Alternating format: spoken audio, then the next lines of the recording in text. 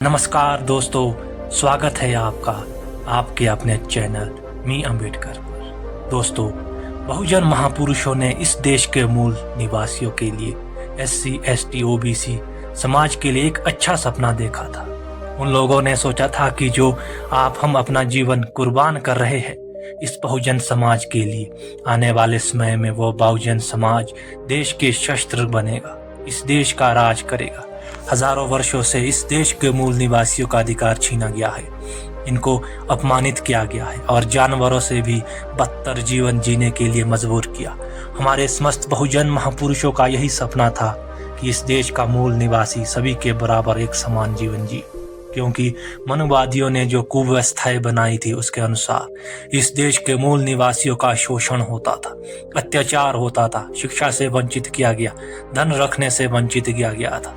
इसी प्रकार के वो तमाम अधिकार थे जो उनसे छीन लिए गए थे और जानवरों की तरह बदतर व्यवहार के लिए मजबूर कर दिया। इस बहुजन समाज को आज़ाद कराने के लिए हमारे समस्त महापुरुषों ने घोर अपमान घुट घुट कर पिए। ना जाने कितना उनके ऊपर जुल्म हुआ, ना जाने कितनी प्रताड़ना सहने के बाद हमको और आपको इतना खूबसूरत संविधान दिलाया। जब बाबा साहेब अम्बेडकर भारत का संविधान लिख रहे थे तो यही कल्पना कर रहे थे कि मैं ऐसी व्यवस्था दे रहा हूँ कि इस व्यवस्था पर चल करके इस देश का मूल निवासी बहुत जल्द ही देश का शासक कौम बन जाएगा।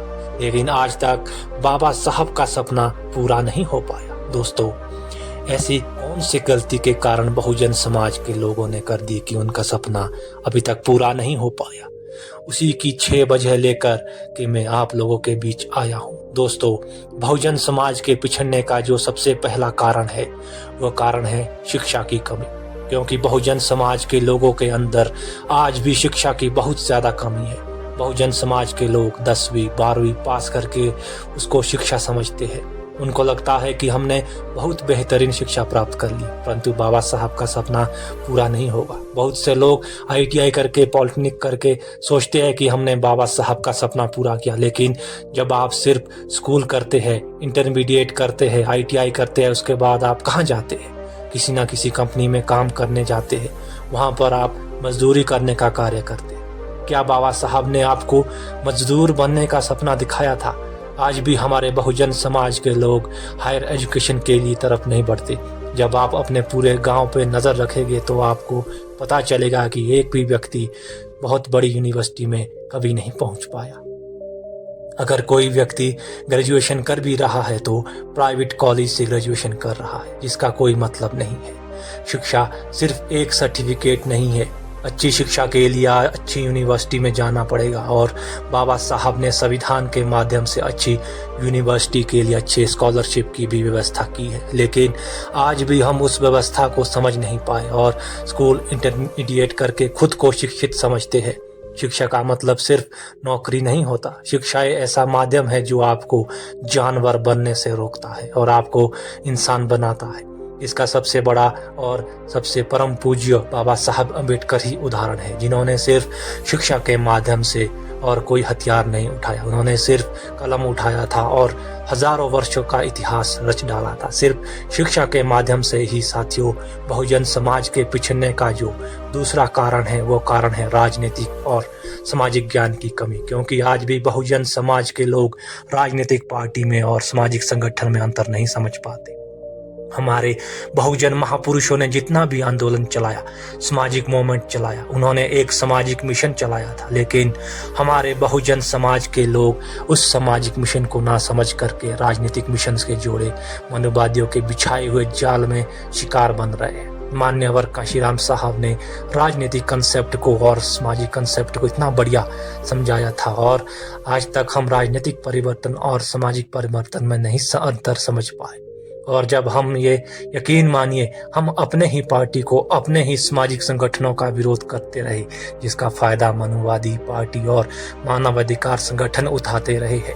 हमारी बहुजन समाज के लोगों से निरंतर फंसा करके आपका और हमारा शिकार करते रहेंगे। दोस्तों, बहुजन समाज के पिछड़ने का तीसरा कारण है वो है आर्थिक समस्या, क्योंकि बहुजन समाज के ज्यादातर लोग मजदूरी करने का काम करते हैं और जो दूसरा थोड़ा सा ऊपर उठ गए हैं वो सिर्फ नौकरी के पीछे भागता है और अपना सबसे बेशकीमती समय इसी में बर्बाद कर देता है। हम जो लोग नौकरी के पीछे भागते हैं वो लोग कुछ हद तक सही है, क्योंकि वह लोग एक लक्ष्य का टारगेट करते हैं, लेकिन जो लोग सिर्फ मजदूरी करने का कार्य करते हैं वो बिल्कुल ही दिशाहीन है, क्योंकि मजदूरी से सिर्फ आपका पेट भर सकता है, आपका भविष्य का निर्माण नहीं हो सकता।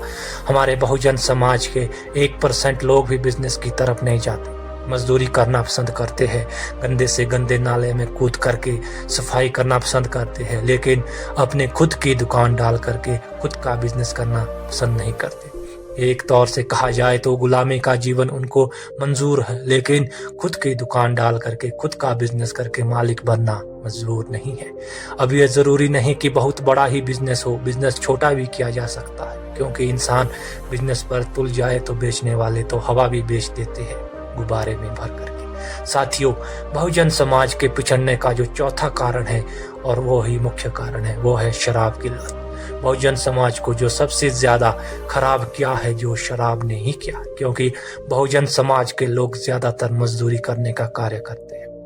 दिन भर में 300 से मजदूरी करते हैं और उसमें से 150 शराब के लिए खर्च करते हैं। उस शराब की वजह से उसका सेहत खराब होता है, उसका मानसिक संतुलन बिगड़ता है, बच्चों की शिक्षा पर बुरा प्रभाव पड़ता है, परिवार का संस्कार खराब होता है। इतना ही नहीं, उसका पूरा परिवार भुखमरी और गरीबी की कंगार पर आ जाता है, जिसका अगर कोई मुख्य जिम्मेदार है तो शराब है। इसलिए जितना जल्दी बहुजन समाज शराब से दूरी बना लेगा, उतना ही जल्दी उसके लिए विकास के रास्ते खुल जाएंगे।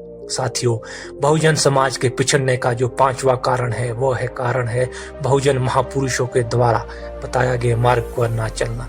अगर आप सोच सकते हैं कि जो बहुजन महापुरुष हमारे और आपके लिए अपना पूरा जीवन कुर्बान कर दिए, इतना ही नहीं, बाबा साहब अम्बेडकर के 4 बच्चे बिना कफन के इस धरती पे दफन है, उसके बावजूद भी हम लोग महापुरुषों के बताए हुए मार्ग पर नहीं चलते। बात सत्य है कि जब तक हम बहुजन महापुरुषों के बताए हुए मार्ग पर नहीं चलेंगे, यकीन मानिए हमारे सारे के सारे दरवाजे बंद हैं, और बंद दरवाजों को सिर्फ एजुकेशन से ही खोला जा सकता है। तो समस्त बहुजन महापुरुषों की विचारधारा और चाबी जब हम उनके बताए हुए मार्ग पर नहीं चलेंगे, तब तक हम सही दरवाजा खोल नहीं सकते।